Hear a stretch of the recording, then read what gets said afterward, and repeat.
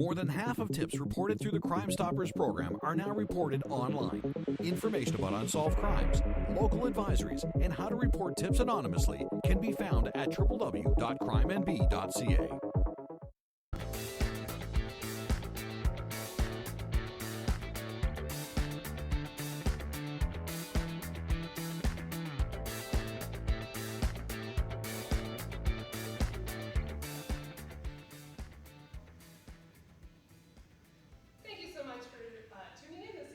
To What Matters Most. I'm your host, Heather Acker, and today is August the 7th. And I'm here today to introduce you to new opportunities, new businesses, entrepreneurs, fundraisers, foundations, you name it, anybody that needs some awareness from the surrounding St. John area or the region. So without any further ado, I'd like to introduce my first two guests, John and Kyle, and they're here with Brilliant Labs. Welcome, gentlemen. I'm really glad that you're here. I know that you're really busy with Brilliant Labs and all that happens with Brilliant Labs and organizing. So can you tell us a little bit about what you do with Brilliant Labs? John. Okay, so I am the Director of Community and Fund Development. Okay. And Brilliant Labs, very briefly, is a New Brunswick-based not-for-profit. Okay. And we drive creativity, innovation, today's technology, and an entrepreneurial mindset, meaning a growth mindset, in children and youth in schools and in communities. We try to support their social, emotional, and educational development. So using coding and also developing their digital skills. And we do this across Atlantic Canada. Right. So a really good example of our work in communities is our summer STEAM camps. Oh, okay. So that's spelled STEAM? You got it. Okay. So science, technology, right. engineering, arts, and math. Okay. And you combine that with today's technology, and which Kyle can speak about more. Kids over the summer throughout Atlantic Canada will have fun learning how to be inventors, discoverers, engineers, designers, artists, musicians.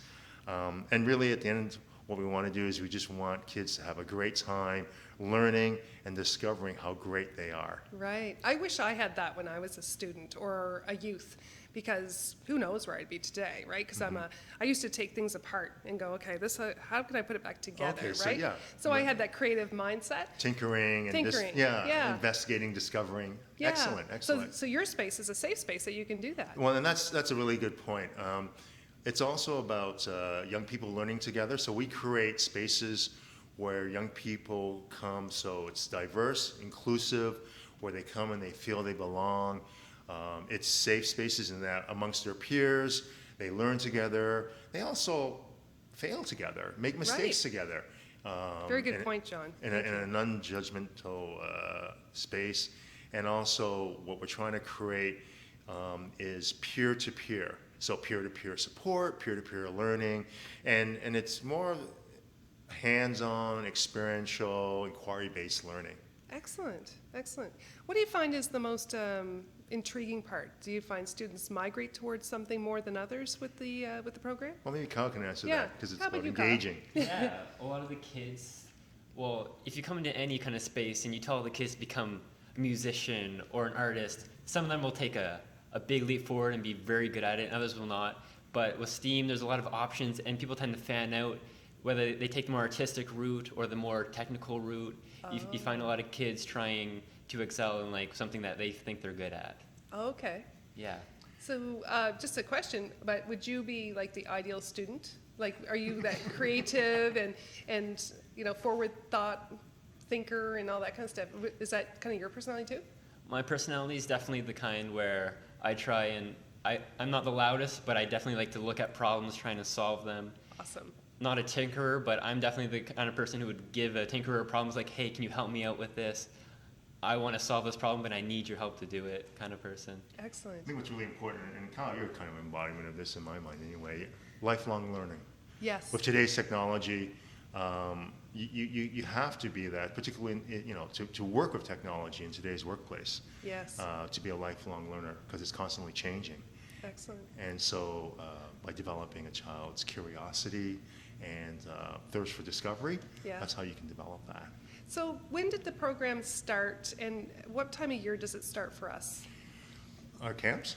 Yes. Okay, so our summer STEAM camps, we started that in 2017. It was Okay. piloted here in St. John and in other parts in Cape Breton in partnership with libraries. And so since 2017, we partner with the City of St. John, with Okay. community centers, with youth serving organizations, the libraries, to deliver camps throughout the city. And so in St. John, we have 18 locations. We have 25 locations in this part of New Brunswick, Wow. from Sussex, St. John, all the way down to Charlotte County. And in total, we have about almost 60 sites throughout Atlantic Canada That's doing amazing. STEAM. Wow. And so how many people, or students, people, would you have like monitoring or? Our STEAM mentors and supervisors, Yeah. I would imagine this year we've hired close to 70. Wow. But this that's is in amazing. partnership again with government, so Canadian government's summer jobs program, Canada Summer Jobs Program, and each province through their student employment programs. Nice. Well, that is fantastic.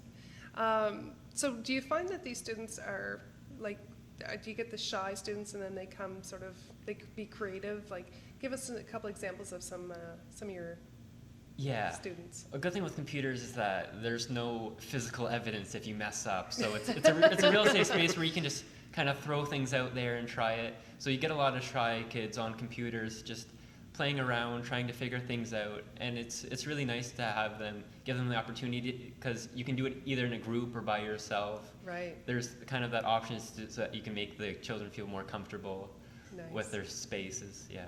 Excellent. So if somebody wants to be part or to, I don't know, either learn more or maybe volunteer, how did they find you? Oh, they can go on our website. It's www.brilliantlabs.ca. Okay. You see the information on our various programs and activities. The one thing I should also add about our camps is that they're free. Oh, yes, that's right. They're free, which is amazing. Mm-hmm. Because you provide a lot of the hands-on equipment, don't We you? do. And for instance, before the camp started, Kyle and a colleague of his, they developed the Scratch programs, the video games, enough to engage the children Yes. and enough to kind of inspire them to want to then learn how to do this. Okay. And so, as Kyle was saying, Nice. providing young people a variety of things they can do with today's technology, whether it's coding, using kid-friendly Scratch coding, Sure. using an MBOT, robotics, to 3D printing, learning how to make keyboards out of recycled pop cans using Is that right? makey-makeys. Yeah. Yeah. That's incredible. What else do you do? Yeah, we try and do that. We focus a lot on the coding, but also on the crafting parts, where we do a lot of crafts that are science-based, where we make things fall and spin certain ways due to gravity, or look at how limbs work and try and make robotic hands that aren't powered by motors, but just strings with plastic straws and paper. Wow. And That's using amazing. paper circuits. And one other thing that we'd like to add is also that last week was Rocket Day. Rocket Day. Let's Which- talk about Rocket Day for a minute. Yeah. So there were like 58 sites throughout Atlantic Canada. Yes. Where young people got together in their communities with their families and friends, and they launched their own pop auto rockets as well as model rockets in celebration of what they had learned in STEAM camp, also to coincide with the 50th anniversary of Apollo 11 and the landing on the moon. How cool. Very cool. It was So very did cool. you give them some education on the whole landing on the moon at the same time? Do they? Little bit? A little bit. I mean, they're young, so it's like, we went to the moon? They're like, Really? what? That's really incredible, though. So is it girls and boys that join this? Oh, yes, and we really try to keep it wide open. Yes. And so that we can engage young women to also be part of this. And it's also very important, we feel, for young men to Yeah. feel comfortable and make space for Right. women to also come and learn as well alongside them. I love that. That's really great. Thank you. Thank so, you. what's inspiring you to work with the students? Why did you choose Brilliant Labs?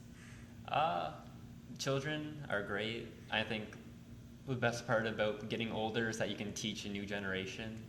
And as we develop our skills, they develop them even further. And just kind of, I never had a lot of computers and technology when I was growing up. I had the basics, but being able to experiment with all of this that's so amazing when I was younger. Yeah. And it would have helped me so much more. So just giving back and letting these younger children do it is amazing. That's awesome. I love that and love that. Do you see that? John, did you ever see something that kind of blew your mind with a student creating something? Can you tell us a little story on something like that? Absolutely, all the time. I mean, it's just amazing when you support children in a way that really sparks their creativity and inspires them. It's just amazing how quickly children learn. And I think for me, it's something as simple as, you know, when a young person, like I remember there was a young person, about maybe 6 years old, and they were doing some scratch coding, and they had to do these multiple activities and had to program something the same thing. And that person taught themselves multiplication. Really? Yeah. That's amazing. Yeah, so like, in other words, well, you do it, 7 times, it's the same thing, or you can do it once and then you do this coding. And it was fantastic. So what we try to set up are situations where, in the end, children are so engaged and inspired to learn that they kind of empower themselves. Yeah. And then they start owning that process. And it's great when they start asking you, how do you do this? Or I can do this. And you just have to position them. So as Kyle was saying, it's just providing them the framework from which to have them proceed. I'd feel very humble if I had a 6-year-old teach me how to do something robotics, right? Like how 6-year-olds making video games. Can you imagine? Crazy. Yeah, making their own video games. That's insane. That really is. But imagine how empowering happening. that is too for a my young person. Gosh. Right, yeah, exactly. And where that can lead from there is incredible. Well, and so for us, it's when come September, and they go to their teachers, and they say, "Guess what I did this summer? Or I did this summer, and we want to do it." And actually, that actually happened last year. One of the sites was a school here in St. John. Yeah. And our executive director, Jeff Wilson, got a call from the teacher and said, What happened this summer? My kids are saying they learned this. The students are saying they learned this. I guess you better come on in. Right. Oh my gosh. Well, I really appreciate all the efforts that you do in the STEAM program. And thank you so much, Kyle, for coming on and telling us your story. And thank you, John, for all your efforts that you put towards this Brilliant Labs in the future of our youth. It's awesome. Thank you. I'll have you back again.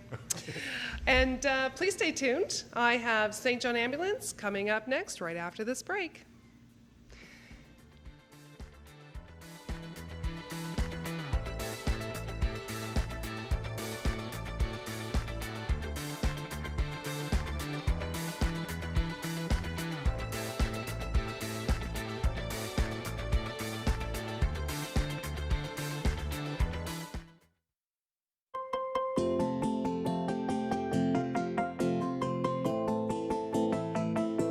Support your local charities and win great prizes by playing bingo on Rogers TV.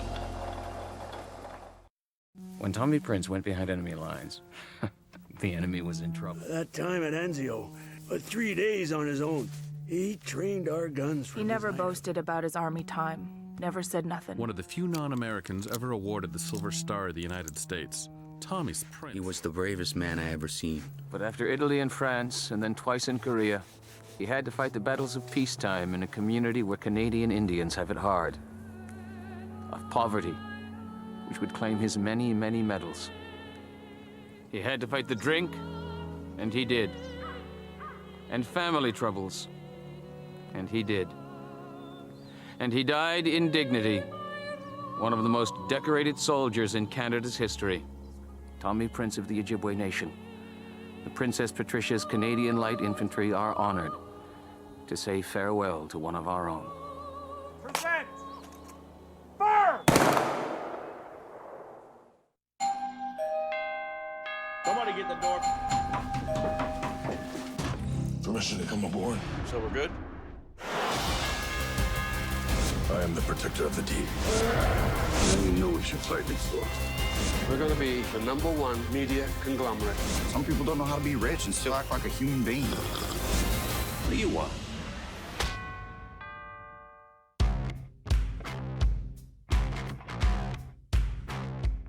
Did you know, since 1985, Crime Stoppers has helped solve close to 8,000 crimes in New Brunswick? Crime Stoppers, 1-800-222-TIPS. That's 1-800-222-8477 or www.crimenb.ca.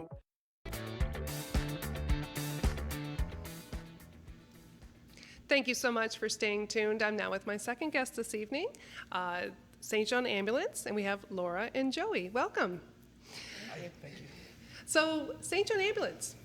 I know not very much about St. John Ambulance, and I feel really bad about that because I feel I should know more about St. John Ambulance because you guys do so much. I'd love to hear what you do.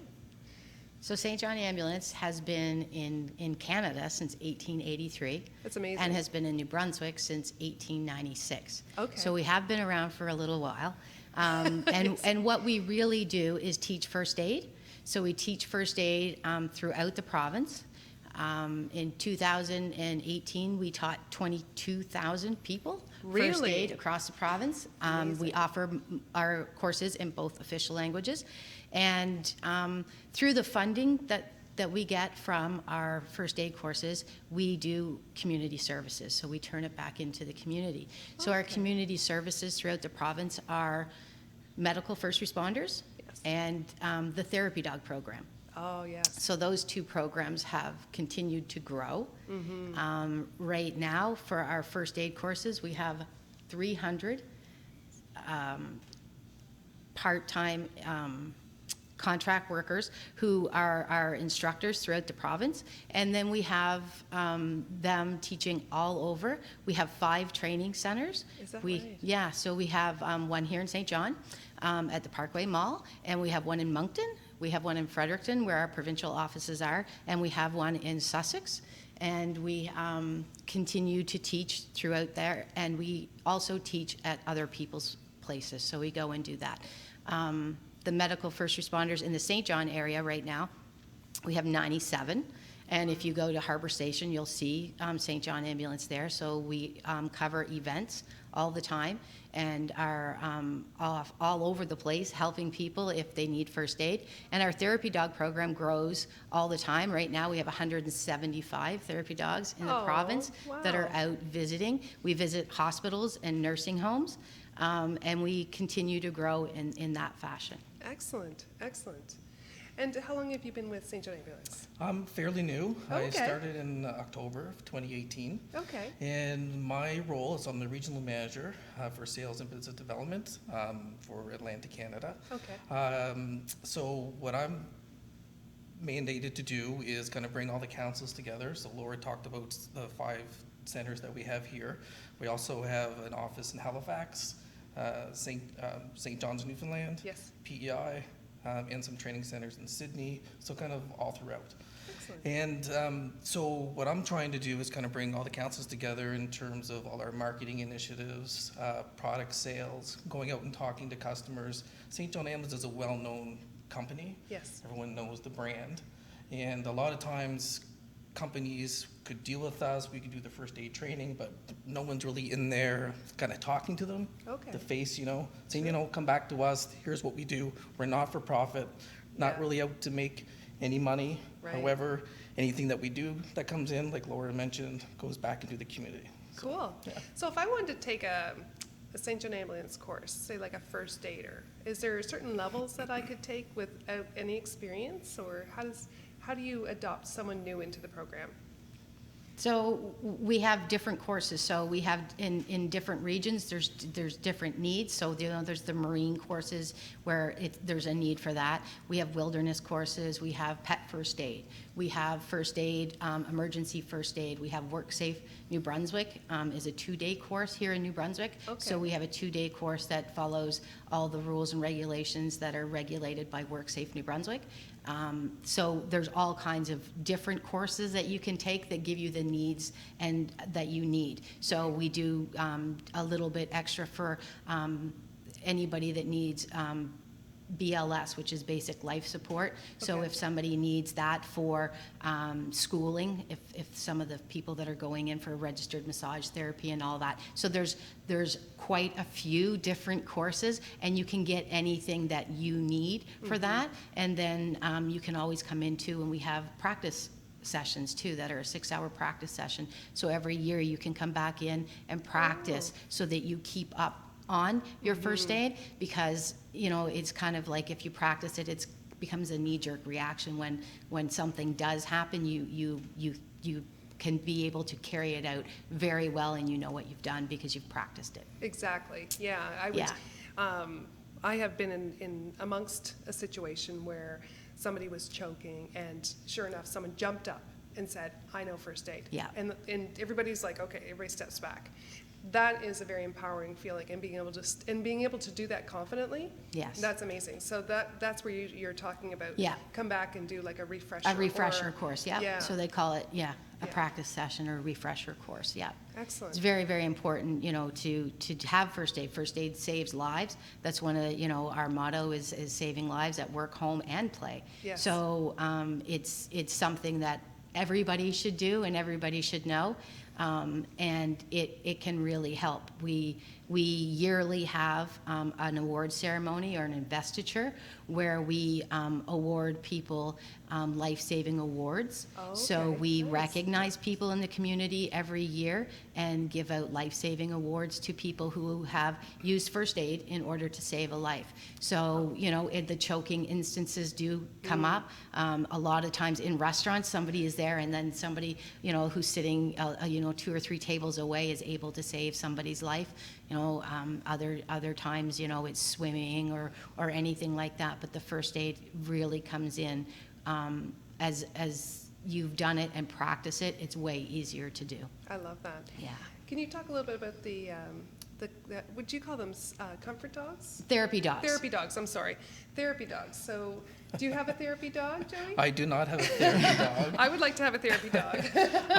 I can tell you that they're very popular. I'm sure they are. Yes, they're in high demand, and we're always looking for volunteers to come in and go through the therapy dog session, because they go through a little bit of a test to make sure that they're friendly and they communicate well with people. It's not like a service dog; it's a little bit different. Okay. But they just have to be good with people.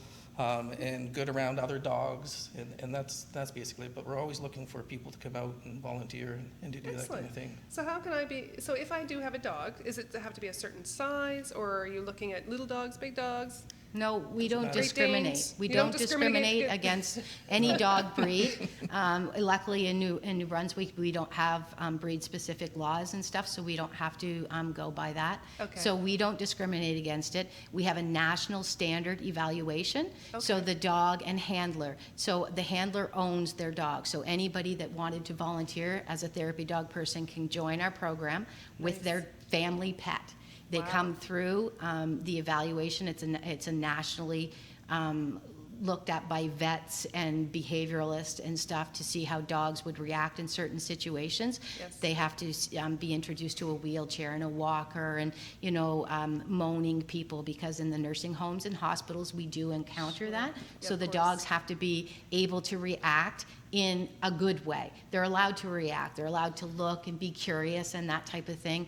But that's how I came to St. John Ambulance, was through the therapy dog program. Oh, is that It is right? like my passion Oh my gosh. of going and visiting and taking your dog and cheering people up. Oh my just gosh, just yes. a little bit of patting. So our therapy dogs are to go in and be patted. So we go in and they get pet and they love it. The dogs love it. The handler loves it. The people Everybody that you're loves it. visiting love it. The It's staff love it. And then for a lot of people, we don't always have loved ones that are still in the same province, so a lot of people have moved to go away. So we have elderly people that are in nursing homes that don't regularly get anybody to come visit. That's so they true. have a dog that comes. Yeah. So it cheers them up, but their family also knows that we go and we spend time with them. So it's a great, I always call it a great circle to be a part of. Of course. Because it is a complete circle of being able to give back to your community through volunteering. And if I Yes. can add on the sales side of it, Yes. I always encourage them to come to the trade shows, because if you get those Oh, dogs at our yeah. booth, it just generates more and more people. That's a good idea. And I start saying, Yes. don't worry about the dog, let's No. talk about products. Yeah. That's right. No, once the dog's there, everything else doesn't matter. No. I think that's fantastic. So when you're at the shows, Do you encourage people to sign up for volunteers, or do you encourage just the Absolutely. whole safety in general? Like, what do you talk Like about? everything, we talk about all our courses that we offer, and the volunteer programs as well as the therapy dog. So there's application sheets right there, or we direct them to the website. Nice. It's very easy to sign up and get going on that. A lot of the stuff we talk about now are AEDs for companies, for anybody really who needs them. So CPR and AED course that we offer is quite popular. So can you explain to me what that is? An AED, the Yeah. defibrillator. Oh, that's the defibrillator? Yes. Okay, so Sorry. most companies have, I've seen them on the walls. You have one here? Yes, we do. Someday I might need it. But I didn't know, is that standard now to have something, or is it something that people can purchase and have at their business? It's not standard, but Okay. certainly more and more people are getting them, and then they're registering them so people know where they're at if there's any type of emergency or something like that. Okay. So yeah, they're quite popular. Excellent. Okay, good. And so that's one of the higher training parts that you add into the St. John Ambulance Yes. experience, course. It's right? covered, yep, Right. absolutely. Wow. Yep. And a couple other courses that we also do. So we also do some mental health awareness through our courses, and we also provide a mental health first aid course. Okay. And as well as we have a new one coming out, which is LIFA, which is law enforcement first aid. Oh, So there'll be okay. a new one coming out very soon. Is that something that is developed through St. John Ambulance? Or is Absolutely. it in, Yep. It's all ours. Is There's it? nothing like Wow. that'll be out there. It's going to be similar to it. Okay. And it's targeting law enforcement, military police, border control, stuff like that. RCMP. RCMP, Yeah. absolutely. And we're actually be looking for instructors, but we want instructors that are police officers or border control or or correction workers. Sure. Stuff like that. So, because we want them people to be able to teach that aspect of it, Yeah. because it's important that they become the learner. Excellent. So how can somebody get in touch with you if they're watching tonight and say, you know what, I have some spare time, I would like to learn? Where would they go? They can get to us through through the webpage. Yes.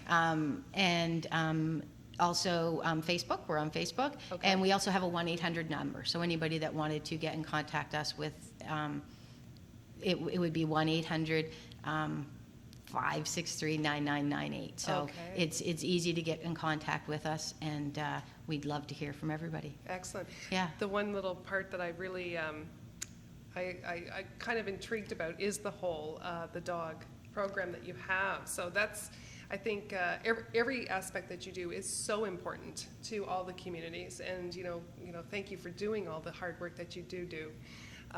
But I think the dog thing, I'm going to get a dog, and I'm going to come to be a therapy dog. Yeah, it's a very rewarding as a medical first responder volunteers too, Yes. because they take a lot of courses to be able to go out and help the public. Excellent. Thank you so much. Thank you for staying tuned. Stay tuned. Up next is Amanda, and she's kickboxing right through us.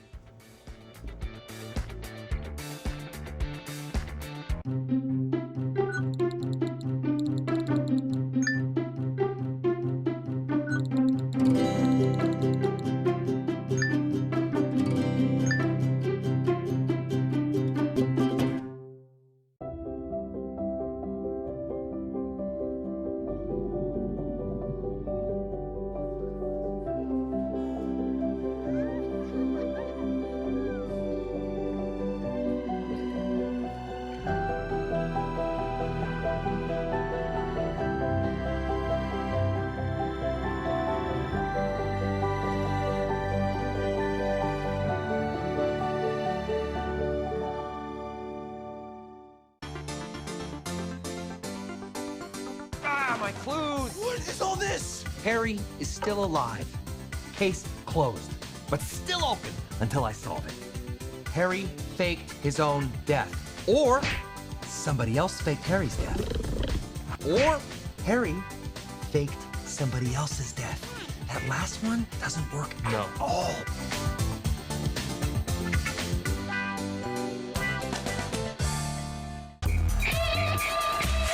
What's up, guys? Chris Dobson, Chris Corey here from New Brunswick's favorite sports show, Across the Line.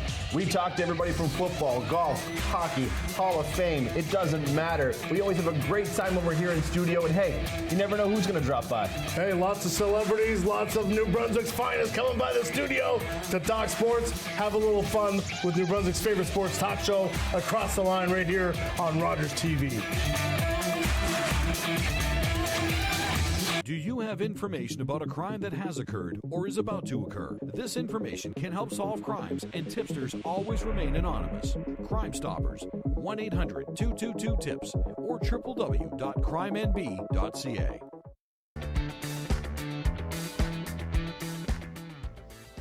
Thank you so much for staying tuned. I'm now with my third guest for this evening, and her name is Amanda, and she's about to kick in some ideas on how to stay fit. Hi, Heather. Hi. Thank you for having me. Oh, I'm so happy you're here. And I'm very interested to learn about what you do. Okay, so I run Kick Basics Health Studio.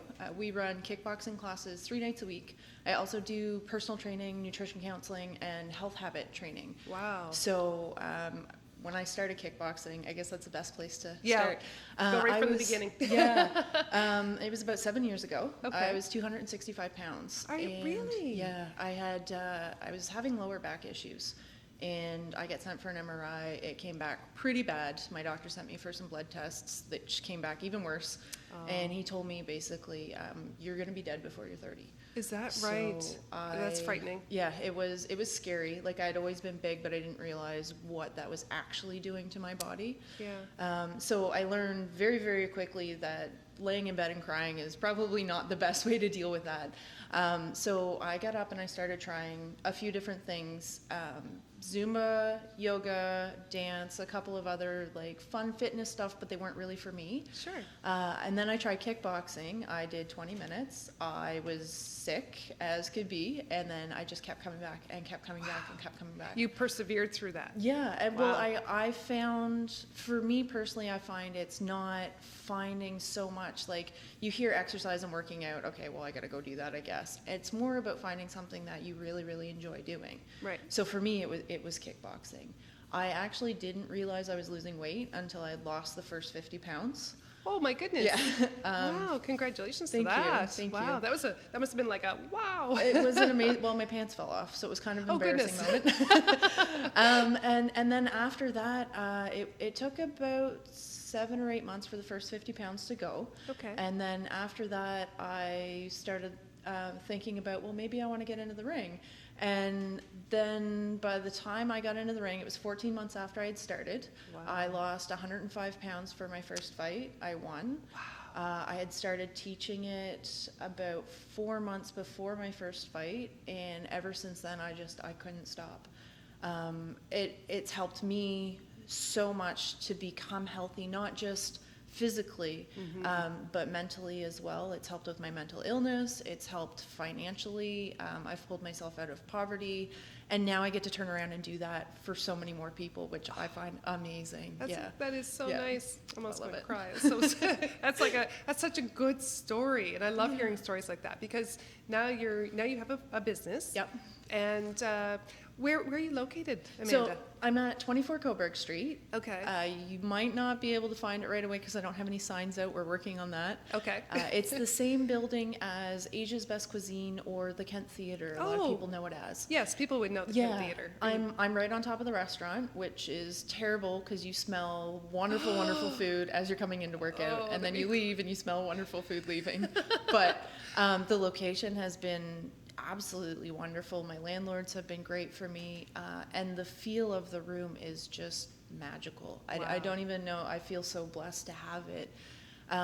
It doesn't feel like a workout space. It feels like you're walking into a ballroom almost. Oh, neat. Yeah. Wow. So how many people would join in a random class with you? A random class is usually averages about 8 to 12. Okay. But I probably have, in my women's kickboxing class, about 50 students that come through regularly. Some of them come every single day. Some of them come once a month, and they've been coming for years. It's really up to the individual what they prefer. I do have per class, and then I have monthly fees. Okay. And I try to stay very competitive with those. St. John, unfortunately, does have an economic problem. Sure. And I found one of the biggest barriers personally getting healthy was the cost of it. So my classes, I have a kids class, I have a women's only class, and then I have a co-ed class. Oh, wow. It's $5 per class, $20 for the kids class because I only run twice a week, Yeah. and $40 for the adult class. I run 3 times a week. I also have a babysitter during my adult classes who's included in the cost. So as long as you're showing up to the class, you don't have to pay for the babysitter. I'm very careful wording that because I have had random children dropped off. It was interesting. Yeah. Yeah. Deidre is my babysitter, and she is phenomenal with the kids. So they're in a separate room from where we are, and the rule is they're not allowed to go see mom. They have to come see Amanda. So if there's any problems, rather than mom getting interrupted, her workout continues, and I'll go deal with the problem. Sometimes we have fussy babies, fussy toddlers, that kind of stuff. So I'll grab them.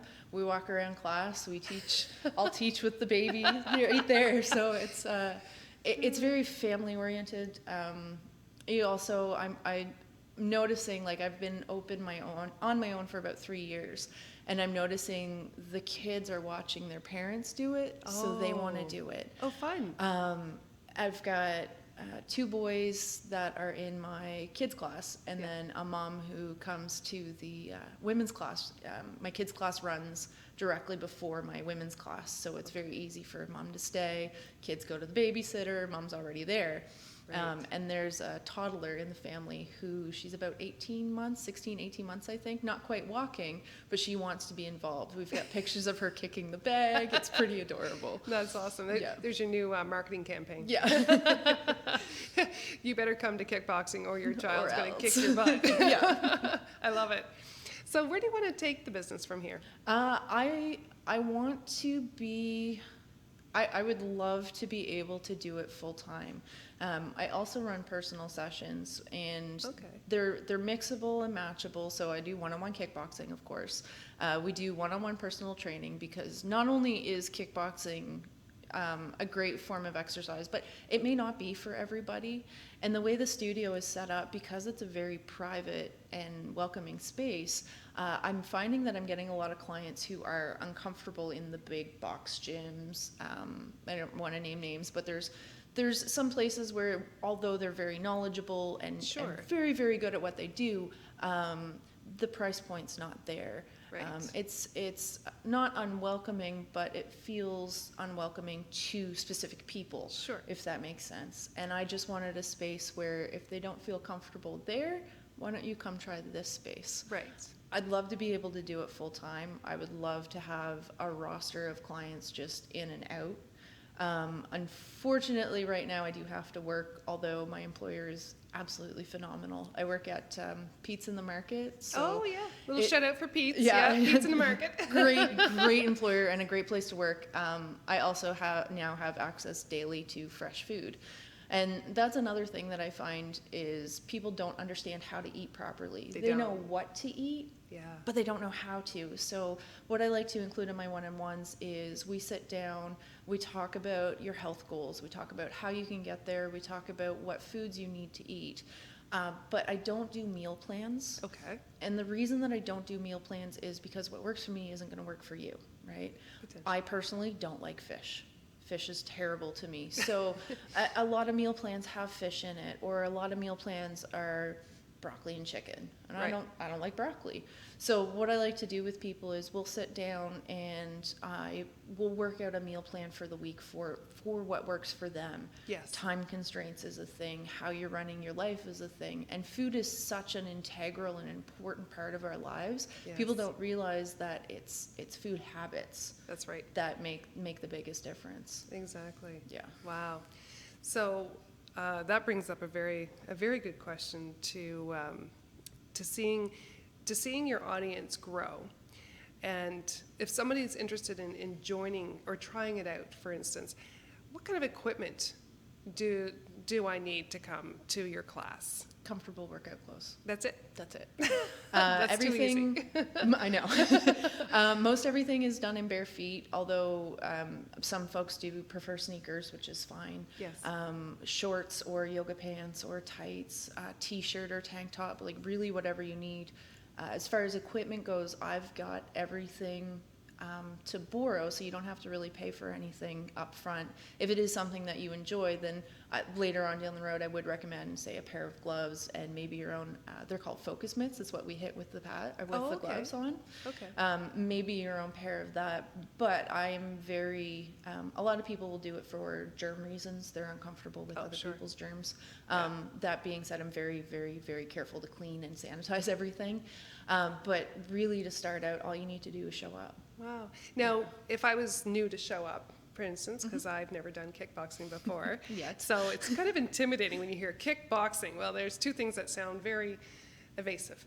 So, do you spar with people, or do you work against like a bag, or is it just neither? Actually. Okay. See, these are things I didn't know. Yeah. So in my club, I do run it a little bit differently than traditional clubs.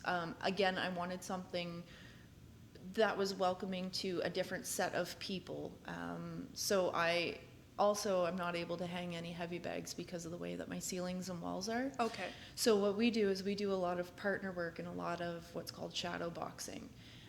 Sparring, if that's something that somebody's interested in, they have to come to classes for about 3 to 6 months, and it depends on what their level is at. Okay. And then they'll start sparring with me first.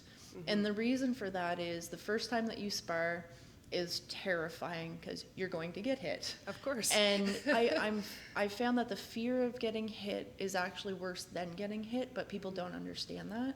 So rather than throw them in with somebody who also is new and also doesn't know what they're doing and is also terrified, I'll put them in with me, and I actually usually don't hit them for the first 3 or 4 sessions. And then after that, because I'm able to control it and because I've been in situations where I've competed and things like that, I'm able to control because I know what they're expecting. I know what to expect from them. Nobody gets hurt that way. And then after they've done a few sparring sessions with me and I know that they can control their speed and they can control their power, then I start partnering them off with other people who've been through that process. Oh, yes. And everybody would be respectful to that. Absolutely. Which is nice with your team. Yes. Right? So you want to get in there. You want to get there a lot to be able to build those good relationships, right? Oh, my goodness. Do you do any local competitive stuff with anybody? Unfortunately, last March I broke my knee. Okay. So in January I had surgery. So right now I'm still kind of recovering from that. Okay. I do train Brazilian Jiu-Jitsu, so I'm hoping to compete in the fall in that. And then in early winter, I'm hoping to get either kickboxing or MMA. Excellent. Mixed martial arts. Yes. I learned that from a previous show that I was a little naive to. Okay. So I'm getting it. Well, thank you so much, Amanda. Oh, thank you. I'm so glad that you had time to spend with us. And I might be able to drop by one of your classes. I might be an observer. Thank you so much. We'll bring you back again. Okay, thank you. All right. Thank you so much for staying tuned. I will be up with my next guest if you stay through the next break. His name is Don Merzetti with Zeti Stone.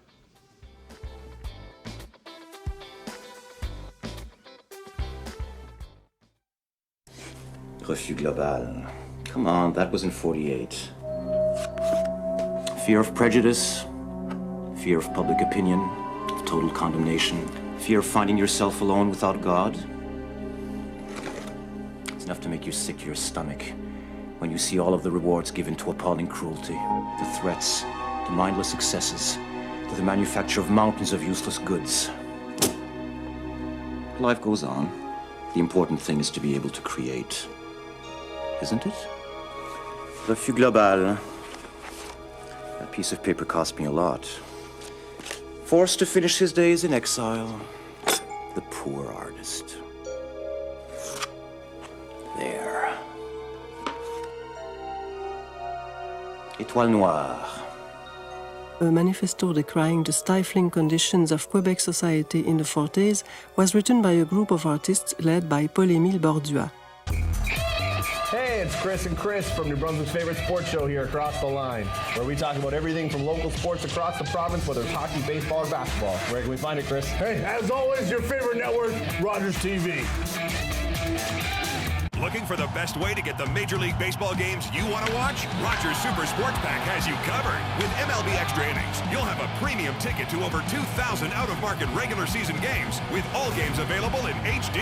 Don't miss the action from the games you want from both the American and National Leagues. MLB Extra Innings, part of the Super Sports Pack. For only $35.95 a month, Rogers customers get all this for one all-inclusive price. Order using your remote starting on channel 431 or visit Rogers.com today.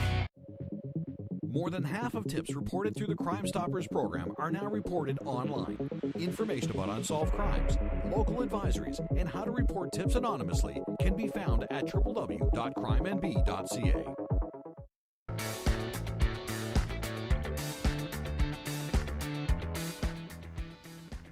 Thank you so much for staying tuned. I'm now with my final guest for this evening, and his name is Don Merzetti, and he is here to tell us a little bit about Zeti Stone and what Zeti Stone is. Welcome, Don. Thank you. Zeti Stone, where'd the name come from? Well, my full name is Don Merzetti. Oh, I was just teasing you. So a couple of friends, my wife and a couple of friends, we kind of workshopped it on our deck, and yeah, it was born. So how did it come about? Because tell us about what you do. Okay. I've been 30 years in the sandblast business. Okay.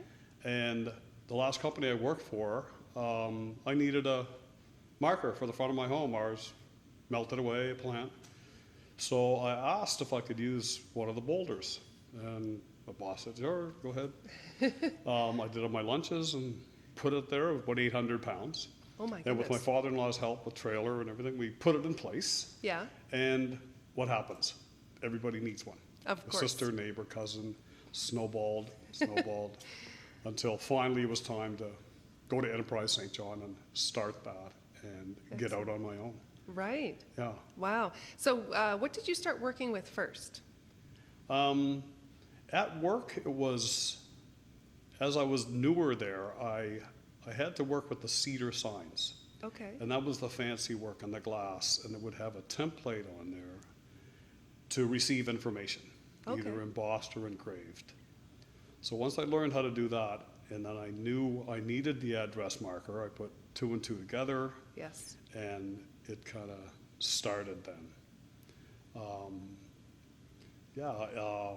I went to Enterprise early, and it didn't come to fruition, but as I was doing them part-time, they were growing and growing, and Memorial Stone started, people had new ideas, the market started, the 3-day Christmas craft fair is really good for me, and it's just been growing until I went to Enterprise St. John last year, and through Scotiabank and Enterprise's help, and a couple of the major sign guys in the city, Ray Smith and Jack Wilkins, helped me a lot. They're like my mentors, and gave me the kickstart, and away we go. Fantastic. Yeah. So it's nice to see that people supported what you were doing. They did. And believed in this could be a fundamental business to it, right? Yeah. Wow. So tell me a little bit of variety of what you do. Okay. After Enterprise St. John, I was successful through that course. It was time for a shop of my own. Okay. So my mother-in-law has a giant property.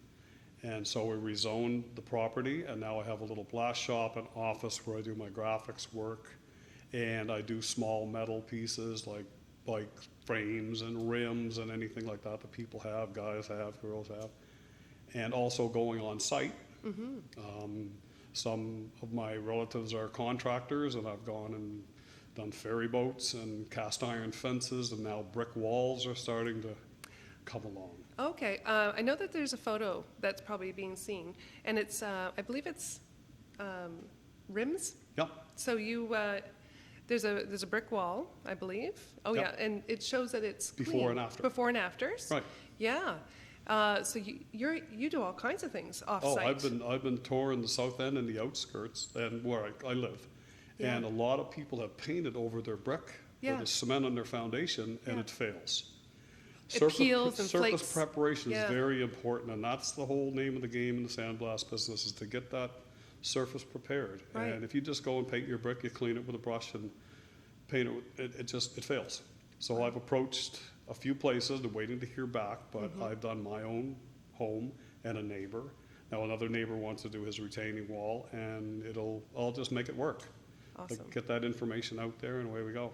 Right. When I work full time, I would do 4 or 5 sets of rims a week. Is that And right? some of them were $300 a piece. Wow. So I got to the guy that was at risk. So I got pretty good at it. Yes. And now a lot of guys are bringing me the rims now, getting them ready, for the summer, or take them off and switching. And so it's smaller business, but Right. it's steady. I know that one of the photos that the people are visually seeing now is it's a window, Yep. a door. Yep. Is that sandblasted? Well, my mother-in-law Or is- has a 200-year-old home. Okay. And the 2 doors that closed the room off were 2 French doors with clear. Okay. And she said to me, she goes, "Can you sandblast the doors?" Absolutely, with very low pressure. I learned to do glass and brass bells for Irving, everything when I worked full time. I was the guy and I started to love it and get that touch. Right. So I took my mother-in-law's doors, took them off, masked them up, and Yeah. carefully stood back from this far away, Yeah. and sandblasted them carefully, and then didn't just break the touch up glass? the wood. No? No. If you're careful and you don't stay in the same spot for very long, and when you see you can go into a building and the door is opaque, Right. but the name of the company is on the door. That means the stencil was there, protects the door, and the rest of it's sandblasted. Fantastic. Yeah. Yeah. Wow. Yeah. With the stones, I know that you've used different mediums of stones. Is there a stone that works better for you, or have you tried certain stones? Limestone seems to be the best. Okay. Especially if it's going to take paint. Oh, okay. The memorial stones are they're polished granite. Okay. But the limestone seems to be best. It's soft enough to blast, but hard enough to last. That's what I say to myself, because you can either emboss it or engrave it. And I grind the face of it first, so it takes the rubber stencil has to go onto a flat surface, and it's sandblast, and then there you go. Another, go ahead. Oh, I'm sorry. Can we both lift this a little bit? Oh, sure. Or do you think? Yeah. Okay, 1, 2, 3. Here we go. And it'll be just fine. So this is really beautiful. So can you explain what this is? It is a piece of polished granite. Okay. And I was doing them on stone, and someone said, "Can you do like polished granite, like a gravestone?" I said, "Absolutely. I can do anything once I try and experiment with it." Okay. So I buy these pieces, and a lot of people are buying them because cremation is big now. Some, they cremate, and either they keep the urn at home. Sure. And sometimes we'll just get a smaller polished piece with just someone's name on it, a couple of dates. Nice. Or like my neighbor's dog that died a few years back, I asked her if I could use his information. Yeah. And people love them, and they're ordering them from me. Oh, that's fantastic. Yeah. I think this is actually quite beautiful, and I can see you can do them in different sizes, as you said, like Absolutely. smaller or pieces. Someone and could have them rectangle, round or heart shaped. Absolutely. All yeah. that. Yeah. Oh boy, that would look a whole lot better in my backyard than mine looks like Pet Cemetery at some points with all my cats and dogs and everything. Well, you've got my number. Yeah, I do. They'll be like beautiful stepping stones instead. Oh yeah, yeah. And I've done them on memorials on beautiful white stone like this too. Is that right? I think I sent a sample over to you today, but people can look on my website and how do people find you, Don? What's the best on way? Facebook. Facebook? Mostly, yep. Yep. And the website's always there. My business cards, my flyers are out all the time. Starting to do the Queen Square Farmers Market when it decides not to rain on Sundays. Yes. And a lot of people have got my cards, and I'll be doing different markets. I will advertise on Facebook and the website and change the pictures on the website all the time. So. Oh, fantastic. Yeah. And word of mouth is one of the biggest media. Yeah. Absolutely, absolutely. Yeah. And you encourage people to share the photos, I imagine, Absolutely. on your Facebook, right? Yeah. Yeah. Is there anything that you're interested in trying that you haven't done yet with the sandblasting? No, I want to get more of the bigger jobs, like the brick walls. Okay. And the fences. And people don't know that don't throw that antique bed out. I advertise all the time that antique bed. I've done a couple of them, and once you sandblast all that paint off and then put a new paint, the steel is still there underneath. People scrape, and you don't have to do it. Sandblast, and I'm reasonable, and it all brings it back to new. The one lady I did one not long ago, she was absolutely amazed that I showed it to her before I painted it. I painted it for her too. So anything like that, like bistro sets, there's a couple out in Redhead, I did a bistro set for them, and they can't wait to get it painted so I can have the after picture. They still haven't done it. They saw me at the market and said, we'll get it done, we'll put it right in the same place and you can have that after picture. Nice. Yeah. Now, so if somebody has an antique dresser, for instance, Right. and it has that shiny shellac kind of old varnish on it, Yeah. is that something that you can work with? You can try it carefully. Yeah. I did a couple of doors for a couple on Germain Street, and of course you're gonna have to sand the door a wee bit. A wee bit, okay. You know, because when the paint meets the wood, something's got to give when someone wants that old 50 or 75 or 80 years with the paint taken off. Oh my gosh. Well, that's a lot easier, I think, and probably better for your health than trying to strip it with Exactly. Varsol and remove What's your it time that way. worth? Oh. You're going to lay a table out in your basement and work at it for 2 months, or No. I'll take it off in an hour. You'll take it off in an hour? In an hour. Wow. Yeah, and bring it back to you. That's Pick amazing. up and deliver. It's all worked out. Wow. Well, Yeah. gee. So this one guy met me at the market, and he said he talked to a neighbor who I did 2 doors for, and he wants 6 doors done.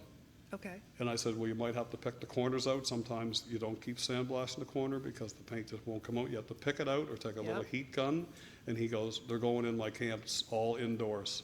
So I was there, okay, send them over. I'm all set for you. Oh my gosh. Yeah. You're amazing. Just the people could just call me and say, I've got this, can you do this? And I'll probably say yes. And you could probably quote a bit of time maybe if someone said, well, how much is it going to cost? You could probably give a rough estimate. I'd come and look, get a free estimate and look. Wow. Yeah. Gosh, well, I hope you do amazing business, moving on. Thank And you. I hope having you on the show certainly helps with your visual audience, I shall say. Well, I'm going to tell Yes. everybody I was on to make sure they watch. Absolutely. Thank you so much for taking the time. Thank you, Don. Thank and you. Beautiful work. Thank you. And thank you to our audience at home. I hope you're enjoying the beautiful weather of St. John. I'd like to thank the volunteers and the staff here at Rogers Studio in St. John. And I would also like to remind you that if you know somebody that deserves some awareness to what they're doing, or a business or a company or just a nonprofit, to drop us a line and share with us who that is, and we would be happy to bring them on. And I would also, again, thank our guest, Dawn, and of course Amanda that was before you, and of course Laura and Joey, and John and Kyle. And stay tuned for the next couple of weeks, and we'll be back again with 4 new guests sharing their stories, their passions, and their businesses with us. Thank you so much.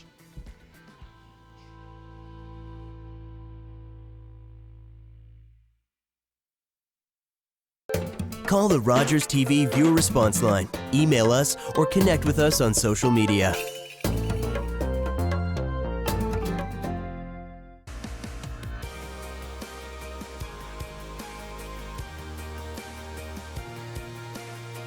When you become a Rogers volunteer, it's always an opportunity for everybody to come together and try different things that they've never been able to do before. What I've learned here is different skills that I thought I would never even be interested in learning.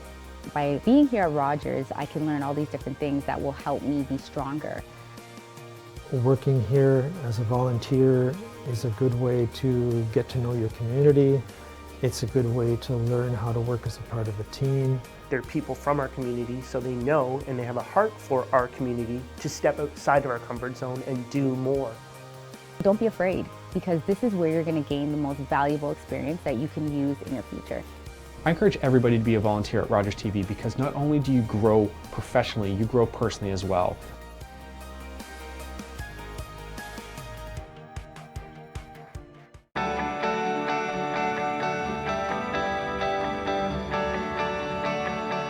This is Rogers TV, New Brunswick. Sometimes it's hard to say goodbye to an old friend.